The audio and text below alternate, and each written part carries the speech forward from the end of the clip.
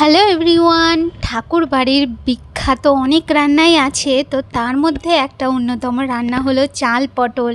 তো আজকে আমি আপনাদের সাথে ঠাকুর বাড়ির বিখ্যাত চাল পটল রান্না আমি আপনাদের সাথে করে দেখাবো। আশা করছি আপনাদের সবার খুব ভালো লাগবে।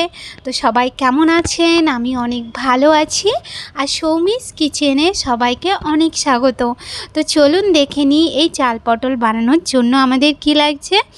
তো দেখুন, প্রথমে আমি এখানে নিয়ে নিয়েছি পটল, আর পটলগুলোকে আমি চেঁচে আমি এরকমভাবে 3 টুকরো করে নিয়েছি। এরপর আমি এখানে একটা পাত্র নিয়েছি। এরপর আমি এই বাটিটা মেপে এখানে নিয়ে নিচ্ছি 2 বাটি চাল। এরপর আমি এই চালটাকে ধুয়ে আধ ঘন্টার জন্য ভিজিয়ে রেখে তারপরে জলটা ঝরিয়ে আমি শুকিয়ে নেব। তো এই যে দেখুন, আমি এটা আগেই করে রেখেছি। এরপর আমি গ্যাসের উপরে একটা প্যান বসিয়ে দিয়েছি। প্যানটা বসিয়ে দিয়ে এরপর আমি ওর মধ্যে দিয়ে দিচ্ছি 1 চামচের মতন একটু ঘি। 1 চামচের মতন ঘি দিয়ে ঘিটা যখন হালকা একটু গরম হবে, তখন আমি যেই চালটাকে আমি ভিজিয়ে তারপরে শুকিয়ে রেখেছিলাম সেই চালটাকে আমি ঘিয়ের মধ্যে দিয়ে দেব। এরপর আমি চালটাকে 3 থেকে 4 মিনিটের মতন একটু ভালো করে চালটাকে একটু ভেজে নিতে হবে। এই সময় আমি গ্যাসটাকে জোর করেই রেখে দেব। যতক্ষণ আমি চালটাকে একটু ভেজে নিচ্ছি ততক্ষণ আপনারা আমার চ্যানেলে নতুন হয়ে থাকলে তাহলে প্লিজ আমার চ্যানেলকে সাবস্ক্রাইব করে দেবেন। আর আমার রেসিপি আপনাদের ভালো লাগলে অবশ্যই লাইক, কমেন্ট আর শেয়ার করতে ভুলবেন না। তো দেখুন, চালটা ভাজা হয়ে গেলে আমি চালটাকে নামিয়ে রেখে ওই প্যানের মধ্যেই আমি দিয়ে দিয়েছি একটু রিফাইন তেল আর দিয়ে দিয়েছি একটু ঘি। আপনারা শুধু রিফাইন তেলেও রান্না করতে পারেন, আবার শুধু ঘিতেও রান্না করতে পারেন। এরপরে আমি ওর মধ্যে দিয়ে দিচ্ছি কেটে রাখা পটলগুলো। আর পটলগুলো দিয়ে এরপরে আমি ওর মধ্যে দিয়ে দেব পরিমাণ মতন একটু লবণ আর পরিমাণ মতন একটু হলুদ।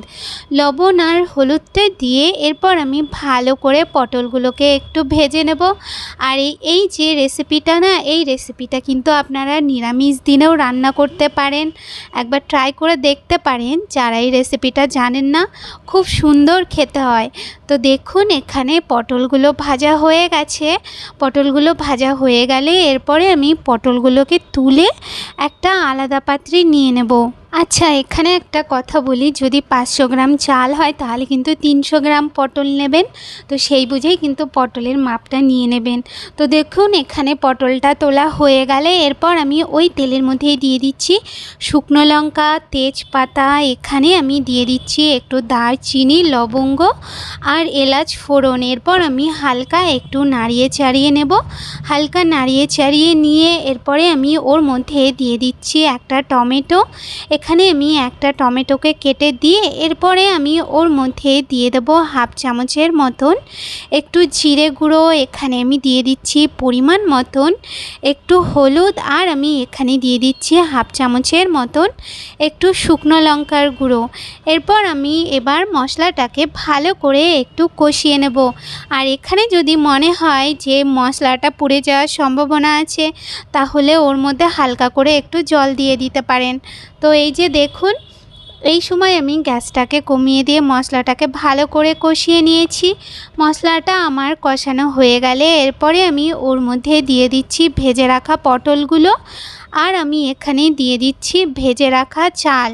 তো ভেজে রাখা চালটা ওর মধ্যে আমি দিয়ে এরপরে আমি ওর মধ্যে দিয়ে দেব বেশ কিছুটা কাজু বাদাম, আর এখানে আমি দিয়ে দিচ্ছি বেশ কিছুটা কিশমিশ। তো কাজু বাদাম আর কিশমিশটা দিয়ে এরপর আমি ভালো করে এই সব কিছুকে একটু নাড়িয়ে নিতে হবে। তো ভালো করে এখানে আমি 2 থেকে 3 মিনিটের মতন একটু মশলাটার সাথে ভালো করে সব কিছুকে মিশিয়ে নেব।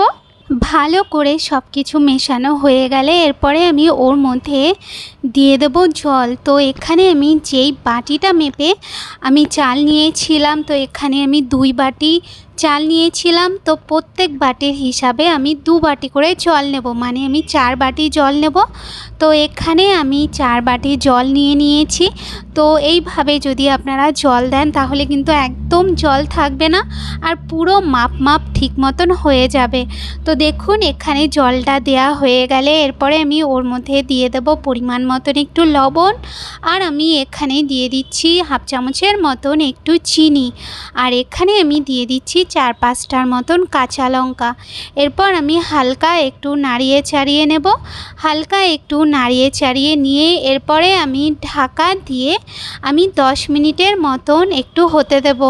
আর এই সময় কিন্তু আমি গ্যাসটাকে একদম কম করে দেব। তো গ্যাসটাকে কম করে দিয়ে 10 মিনিট রান্না করে নিতে হবে। তো দেখুন 10 মিনিট পর আমি ঢাকনাটা উঠিয়ে দিয়েছি। এখানে আমাদের প্রায় হয়ে এসছে। এই সময় আমি হালকা একটু নাড়িয়ে চাড়িয়ে দেব। আর এখানে আপনারা দেখতেই পাচ্ছেন যে চালগুলো একদম ঝরঝরে হয়েছে আর একদম নিচে লেগেও যায়নি।